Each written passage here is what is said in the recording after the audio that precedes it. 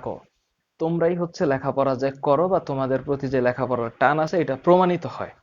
সুতরাং ফেসবুক লাইভে কতজন থাকলো এটা আমার কাছে বিষয় না, বাট তারপর আমি সামটাইমস মেনশন করি।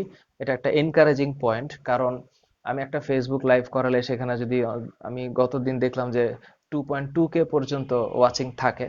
সো 2200-2300 জন যখন একটা ফেসবুক লাইভে থাকে, সেই ফেসবুক লাইভের মানে হচ্ছে যে এখানে একটা বড় দায়িত্ব থাকে, এবং প্রত্যেকটা স্টুডেন্ট যারা এই সময় বা এমবি খরচ করে মোবাইলের সামনে থাকে, এদের একটা ডিজায়ার থাকে যে স্যার এই অধ্যায়টা বা এই পয়েন্টটা আমার বুঝতে হবে।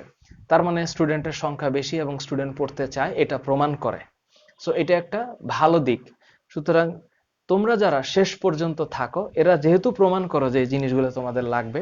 এবং আমি আজকে এই অধ্যায়টাকে একটু ভিন্ন আঙ্গিকে ব্যাখ্যা করেছি, যদিও আমি অধ্যায়ে কিন্তু ঢুকিই না এখনো। আমি একটু ডিফারেন্ট ডিফারেন্ট কিছু জিনিস নিয়ে ছোট ছোট করে স্ক্যাটার্ড ওয়েতে আলাপ করলাম। যেহেতু এটা এবার এসএসসি সিলেবাসে নাই, বাট ক্লাস 10 এর ব্যাচের জন্য তো অবশ্যই লাগবে, এবং থোরলি এটা সবার জন্য লাগবে।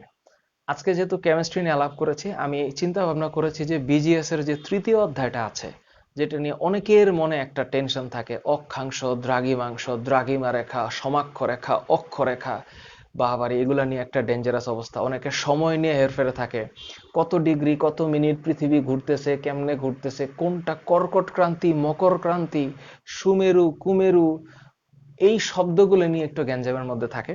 ওদেরকে নিয়ে